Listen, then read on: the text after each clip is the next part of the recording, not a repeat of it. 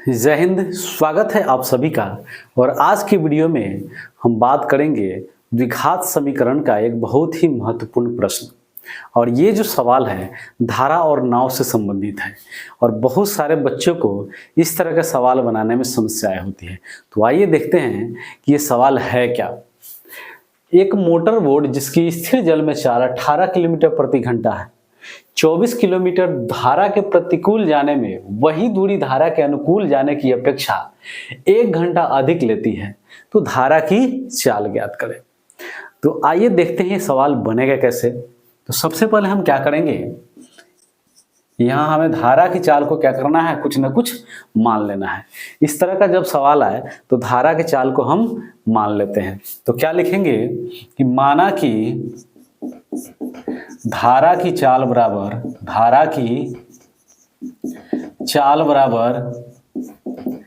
x kilometre प्रति घंटा। धारा की चाल को हम क्या मान लिए, x किलोमीटर प्रति घंटा मान लिए। तो धारा के अनुकूल नाव की चाल क्या हो जाएगी।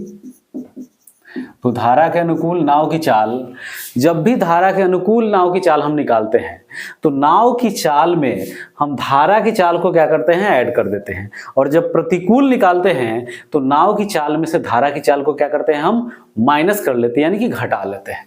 तो धारा के अनुकूल नाव की चाल क्या हो जाएगी, तो 18 प्लस x किलोमीटर प्रति घंटा। क्योंकि शांत जल में नाव की चाल कितना है, 18 किलोमीटर प्रति घंटा है। और धारा की चाल हम क्या माने हैं, x किलोमीटर प्रति घंटा।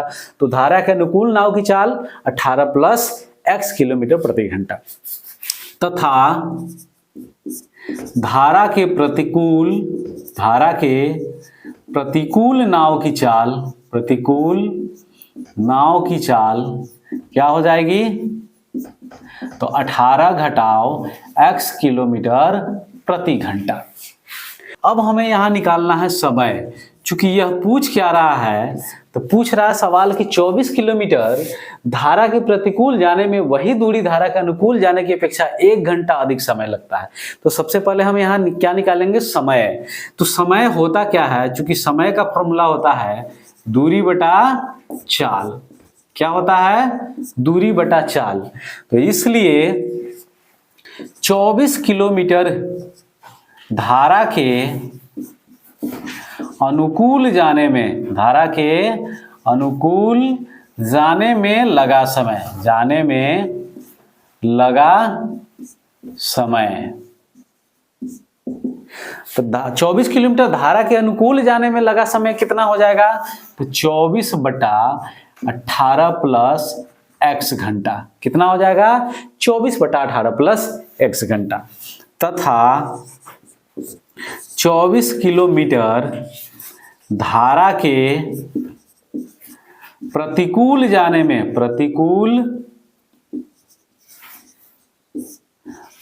में लगा समय क्या हो जाएगा, तो 24 बटा 18 घटाव x घंटा। ये समय निकल गया धारा के अनुकूल और धारा के क्या, प्रतिकूल। अब हमें क्या लिखना है, यहां लिखना है प्रश्न से। चूंकि धारा के अनुकूल जाने में लगा समय और धारा के प्रतिकूल जाने में लगा समय, ये दोनों का अंतर कितना है, 1 घंटा है। तो हम क्या लिखेंगे, 24 बटा 18 घटाव x, यानी कि धारा के प्रतिकूल 24 किलोमीटर दूरी तय करने में लगा समय माइनस धारा के अनुकूल यानी कि 24 बटा 18 प्लस x बराबर क्या हो जाएगा, 1 हो जाएगा। क्योंकि दोनों का अंतर कितना है, 1 घंटा है। अब इसे क्या करेंगे, हम हल करेंगे यानी कि सरल करेंगे। तो सबसे पहले ये दोनों का क्या करेंगे, हम यहाँ एलसीएम ले लेंगे। तो एलसीएम हो जाएगा 18 घटाव x इंटू 18 प्लस x, और बराबर में यहाँ क्या रहेगा, 1 रहेगा। अब ये 18 घटाव x से इसमें भाग करेंगे तो ये कितना बार में डिवाइड होगा, 18 प्लस x बार में डिवाइड होगा। तो ये 24 में गुना हो जाएगा कितना, 18 प्लस x माइनस, फिर इससे जब हम इसमें भाग करेंगे तो ये 18 घटाव x बार में डिवाइड होगा। तो यहाँ लिखेंगे 24 इंटू 18 घटाव x। हम क्या करेंगे हम लोग यहाँ कि ये क्रॉस मल्टीप्लिकेशन कर देंगे। तो सबसे पहले ये देख सकते हैं यहाँ दोनों में 24 कॉमन है, तो यहाँ क्या करेंगे हम 24 कॉमन ले लेंगे, तो बचेगा क्या 18 प्लस एक्स, और ये माइनस प्लस मिलके क्या हो जाएगा -18, और माइनस माइनस मिलके प्लस कितना एक्स, और बटा में क्या हो जाएगा, तो ये देख सकते हैं ये माइनस बी और ये प्लस बी, तो क्या हो जाएगा ए स्क्वायर माइनस बी स्क्वायर, यानी कि 18 का स्क्वायर और माइनस एक्स स्क्वायर बराबर कितना हो जाएगा 1। अब आप फिर ध्यान से देखेंगे यहाँ पर क्या लिखना है, यहाँ ये 24 कॉमन लिए, 18 और 18 क्या हो जाएगा कैंसिल हो जाएगा, तो बचेगा क्या, तो 24 इंटू एक्स प्लस एक्स और बटा एक्स प्लस एक्स, और बटा क्या बचेगा 18 का स्क्वायर 324 और घटाओ एक्स स्क्वायर बराबर 1। या फिर हम इसको ऐसे लिख सकते हैं x और x मिलके कितना हो जाएगा 2x, तो 2x से 24 में गुना करेंगे तो कितना हो जाएगा 48x, और बटा में 324 घटाओ x स्क्वायर बराबर 1। अब हम क्रॉस मल्टीप्लिकेशन कर देंगे तो ये क्या हो जाएगा, बटा में कुछ नहीं है तो क्या है 1 है, 48x से 1 में गुना करेंगे तो क्या हो जाएगा 48x, और बराबर ये 324 घटाओ एक्स स्क्वायर से हम 1 में गुना करेंगे तो कितना हो जाएगा, तो 324 घटाओ एक्स स्क्वायर, 324 घटाओ क्या हो गया एक्स स्क्वायर।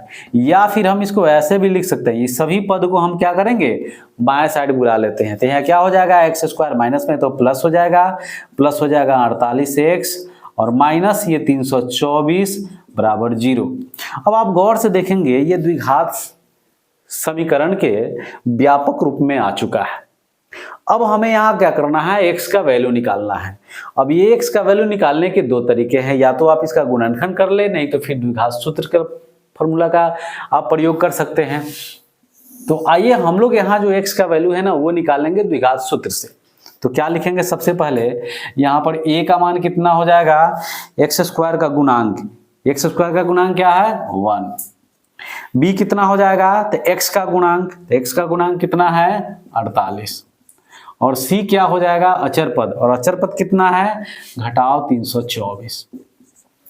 फिर लिखेंगे हम क्या यहाँ द्विघात सूत्र से, द्विघात सूत्र से।